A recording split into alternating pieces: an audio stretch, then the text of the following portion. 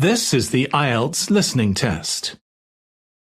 You will hear a number of different recordings, and you will have to answer questions on what you hear. There will be time for you to read the instructions and questions, and you will have a chance to check your work. All the recordings will be played once only. The test is in 4 parts. At the end of the test, you will be given 10 minutes to transfer your answers to the answer sheet. Now turn to Part 1.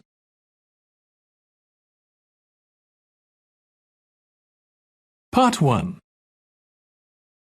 You will hear a telephone conversation between 2 friends called Julie and Nick about cheap accommodation in the city of Darwin, Australia. First, you have some time to look at questions 1 to 6.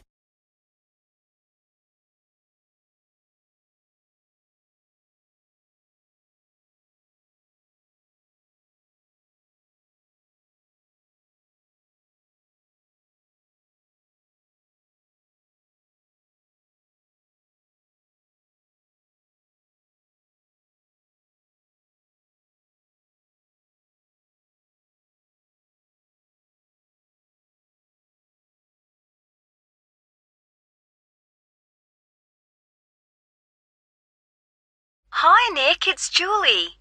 Have you managed to find any information about accommodation in Darwin? Hi, I was just going to call you. I found some on the internet. There are quite a few hostels for backpackers there. The first possibility I found was a hostel called Top End Backpackers.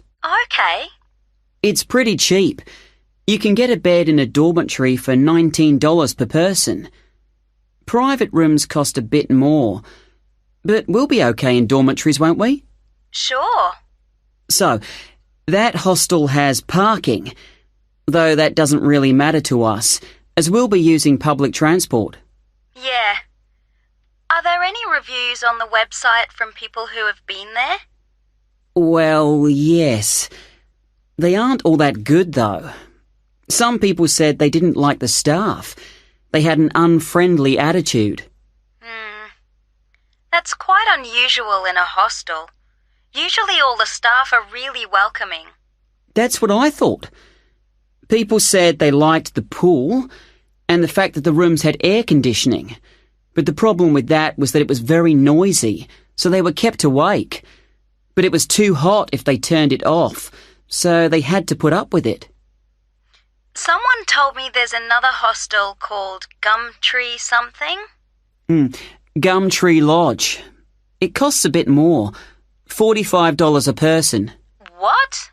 Oh, no, that's for private rooms. It's $23.50 for the dorms.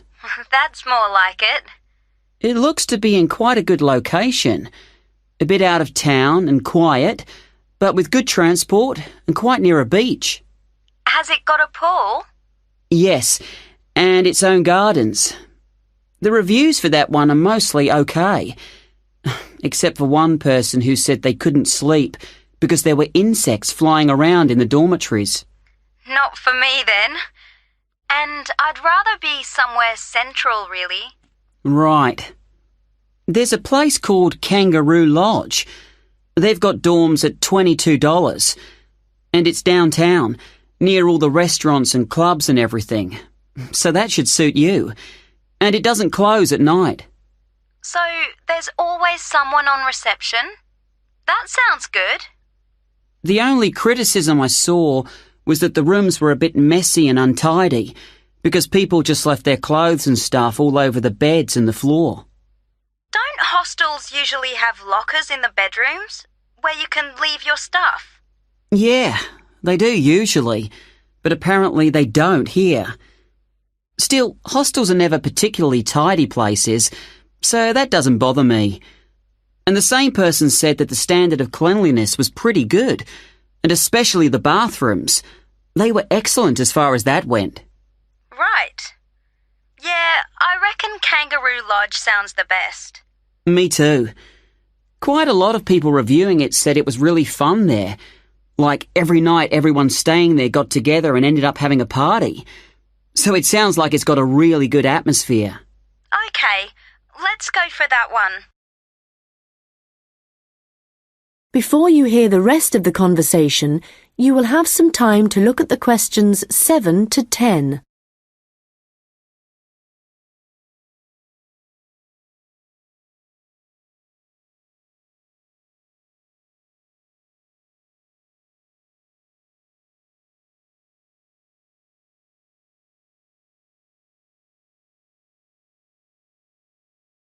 Now listen and answer questions 7 to 10. Did you get the address of Kangaroo Lodge? Yes, it's on Shadforth Lane. Can you spell that? Shadforth.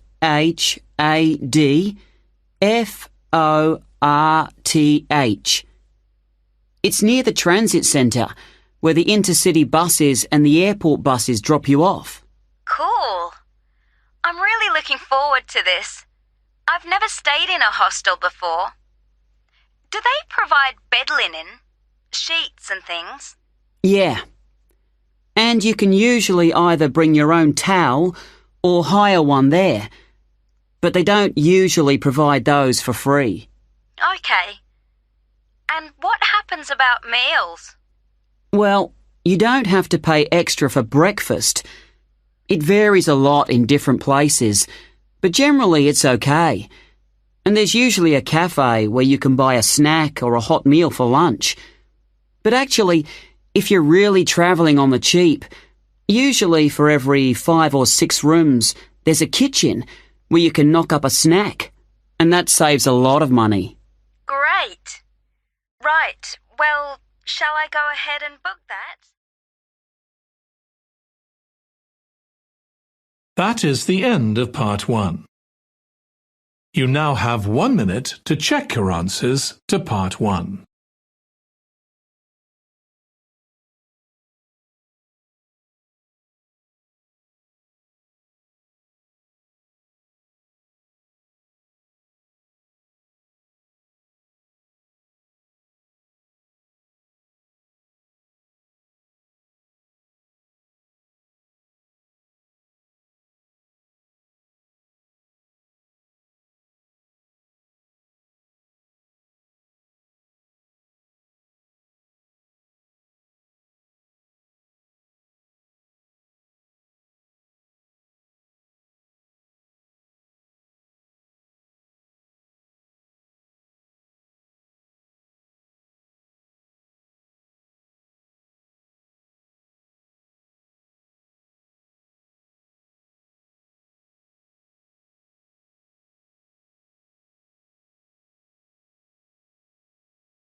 Part 2.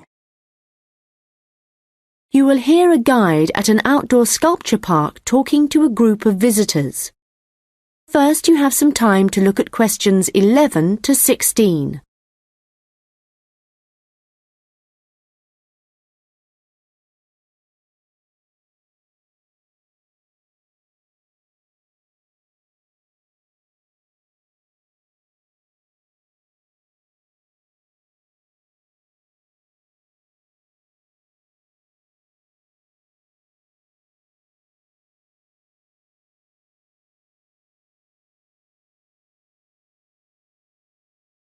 Hello everyone and welcome to the Anglia Sculpture Park.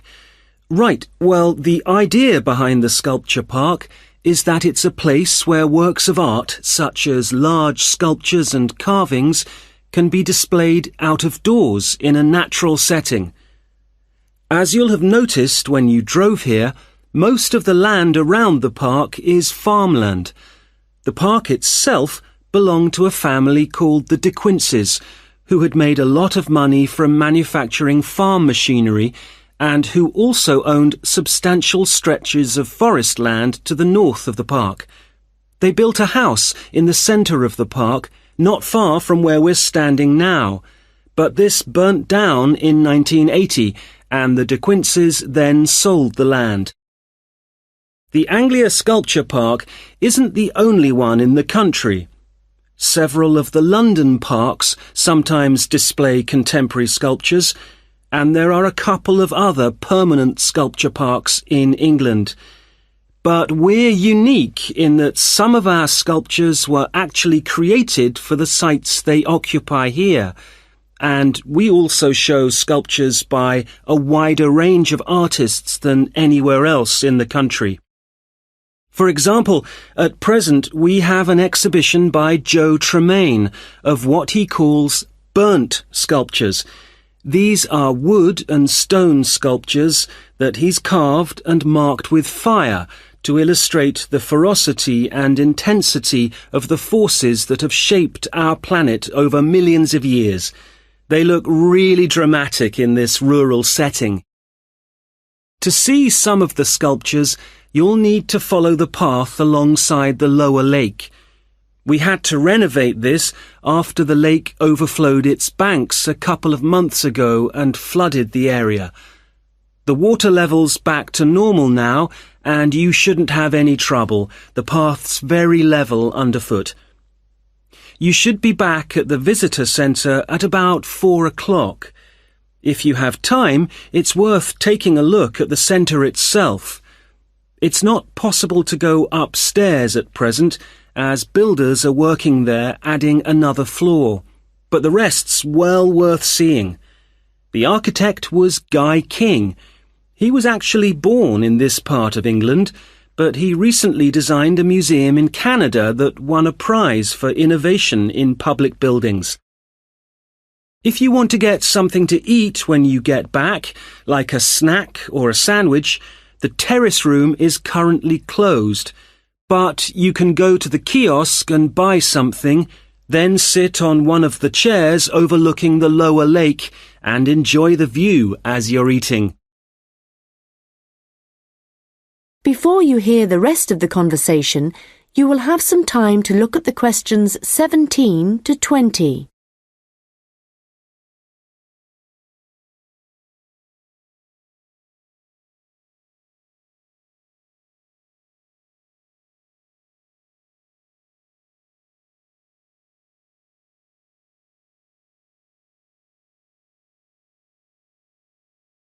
Now listen and answer questions 17 to 20. Now, let me just tell you a bit about what you can see in the sculpture park. If you look at your map, you'll see the visitor centre, where we are now, at the bottom, just by the entrance. Since we only have an hour, you might not be able to get right around the park, but you can choose to visit some of the highlights. You might like to take a look at the Joe Tremaine sculptures, which are displayed on this side of the upper lake, just behind the education centre and near the bridge. They're really impressive, but please remember not to let your children climb on them. One of our most popular exhibitions is the Giorgio Catalucci bird sculptures. They're just across the bridge on the north side of the lower lake. I love the way they're scattered around in the long grass beside the lake, looking as if they're just about to take to their wings. You could also go to the garden gallery. It's on this side of the upper lake. From the visitor centre, you go to the education centre, then keep on along the path and you'll see it on your right. There's an exhibition of animal carvings there which is well worth a look. We also have the Longhouse. That's quite a walk. From here, you go to the bridge and then turn left on the other side. Soon you'll see a winding pathway going up towards the northern boundary of the park. Go up there and you'll find it at the top. They have some abstract metal sculptures that are well worth seeing if you have time. OK, well, now, if you... That is the end of part 2. You now have 30 seconds to check your answers to part 2.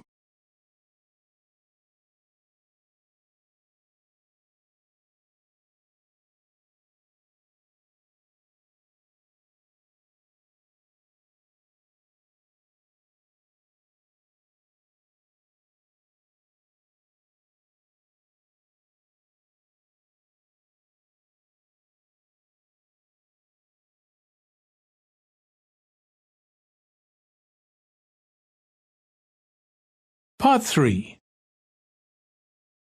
You will hear a first-year marketing student called Leo talking to a second-year student called Anna about his marketing report. First, you have some time to look at questions 21 to 26.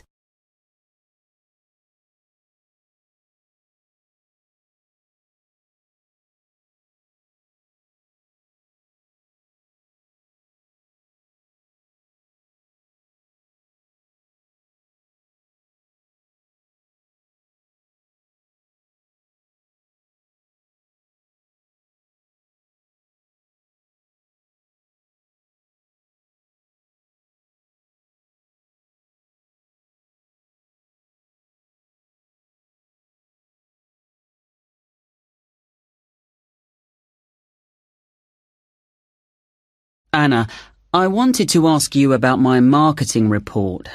I'm not sure about it. That's okay, Leo. So what do you have to do? Choose a product or service, then compare two organisations that produce it. I'm doing instant coffee. But haven't you got a weekend job in a clothing store? Why didn't you choose clothing?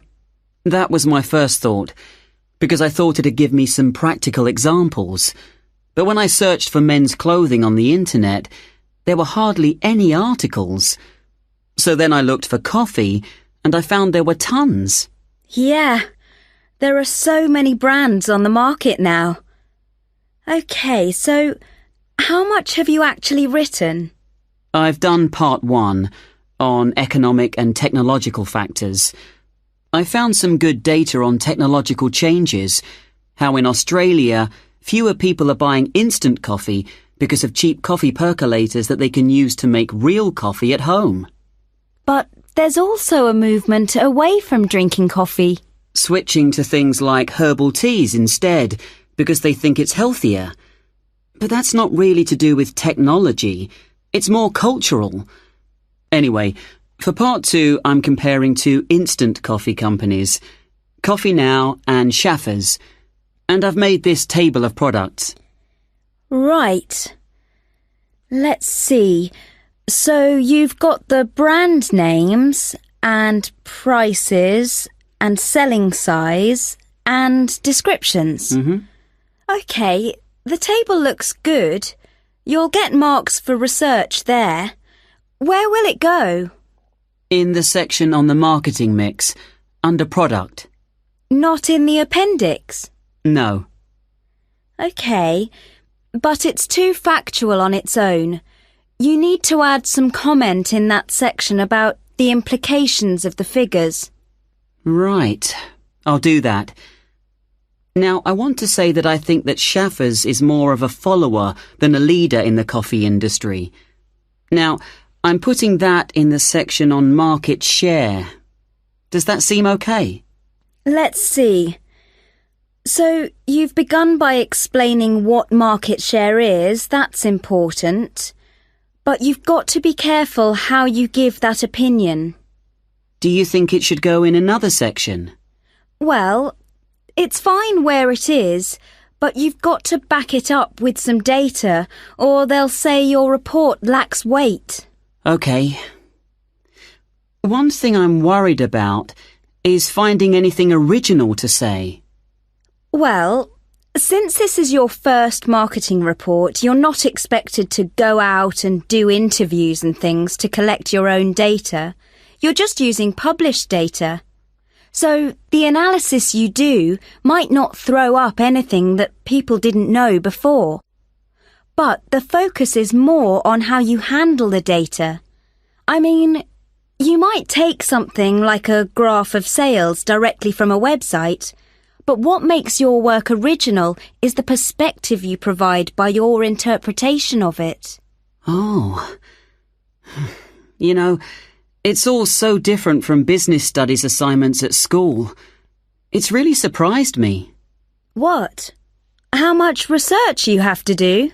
I expected that. It's more, I knew exactly what I had to do to get a good grade at school. And I knew I'd be expected to go more deeply into things here. But I haven't got information on how the lecturer is going to grade my work, what he's looking for.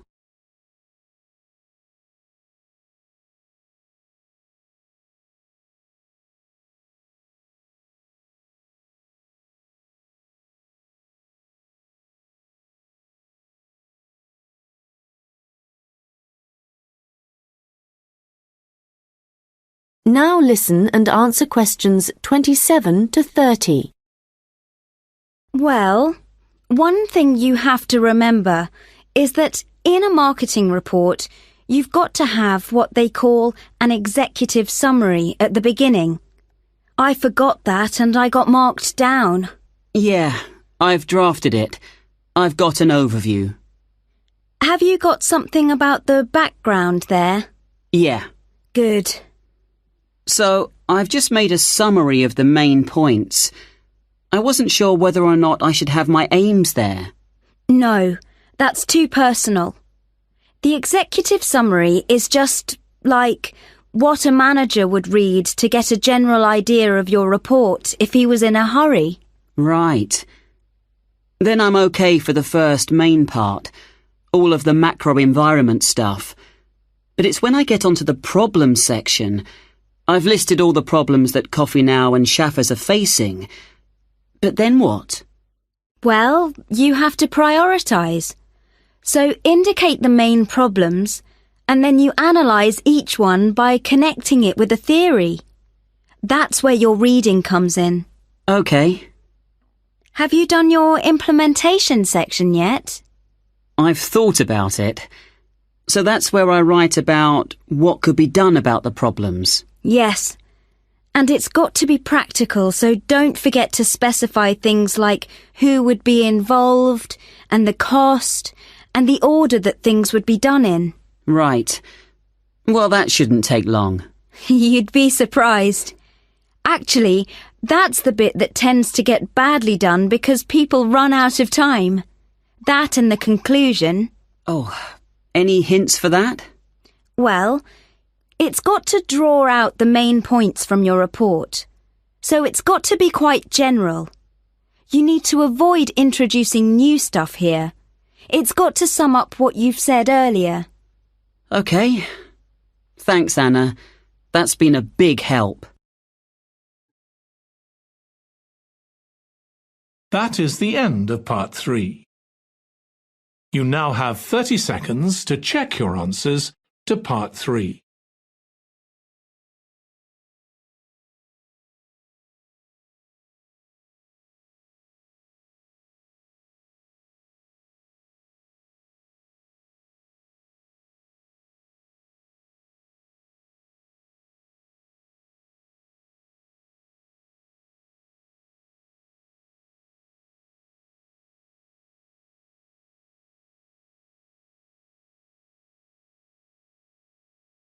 Part 4.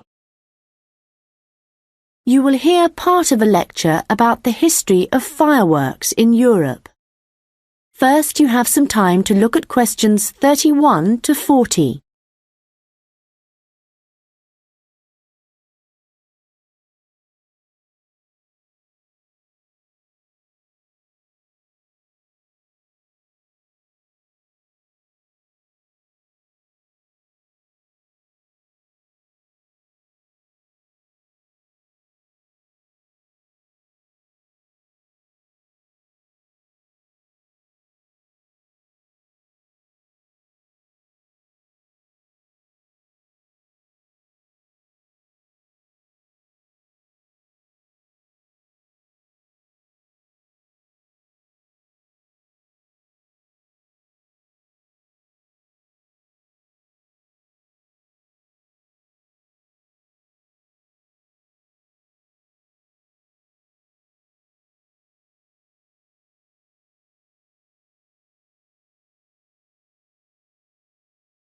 Now listen carefully and answer questions 31 to 40.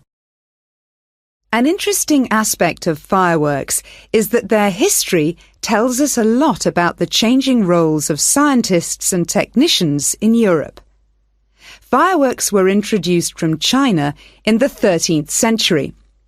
Up to the 16th century, they were generally used for military purposes, with rockets and fire tubes being thrown at the enemy. But they were also sometimes a feature of plays and festivals, where their chief purpose was related to religion. By the 17th century, the rulers of Europe had started using fireworks as a way of marking royal occasions.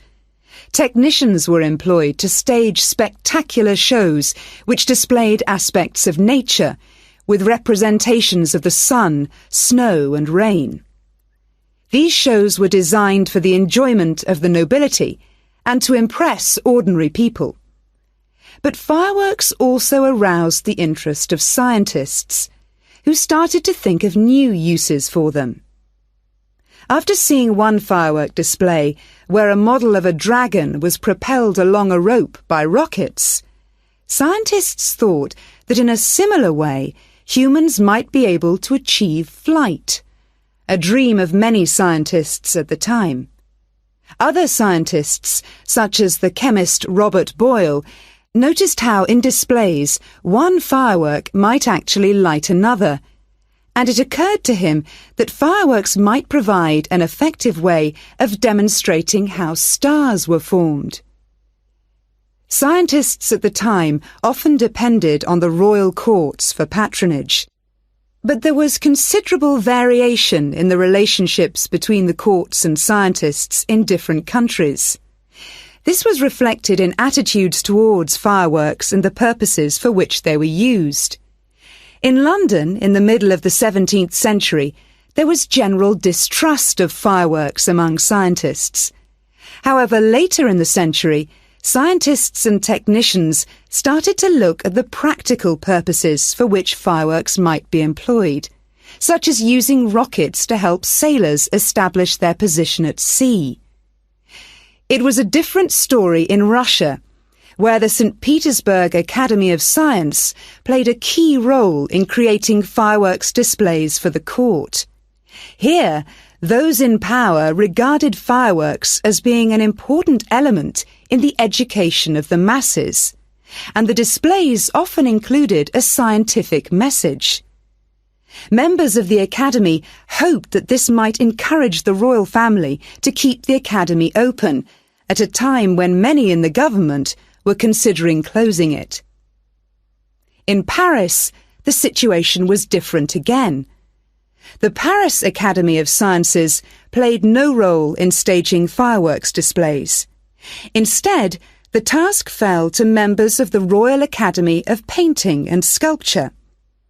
As in Russia, the work of the technicians who created the fireworks was given little attention.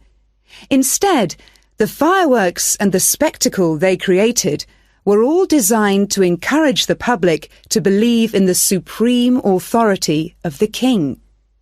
However, science was also enormously popular among the French nobility, and fashionable society flocked to demonstrations such as Nicolas Lemery's display representing an erupting volcano. The purpose of scientists was basically to offer entertainment to fashionable society, and academicians delighted in amazing audiences with demonstrations of the universal laws of nature.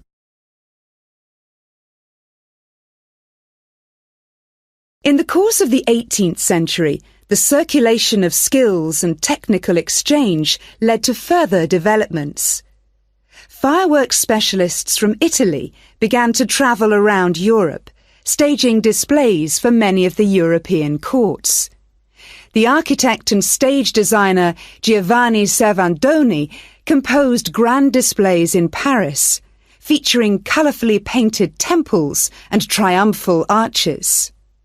A fireworks display staged by Servandoni would be structured in the same way as an opera, and was even divided into separate acts.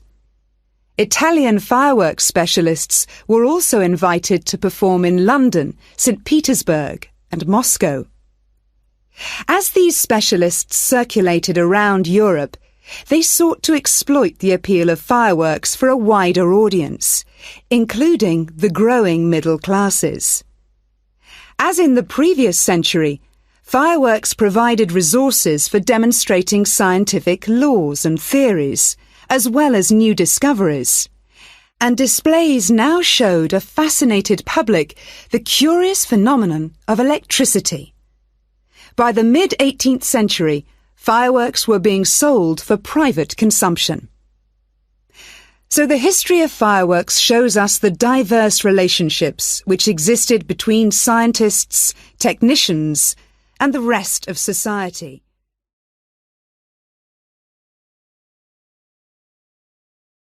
That is the end of part 4. You now have 1 minute to check your answers to part 4. That is the end of the listening test.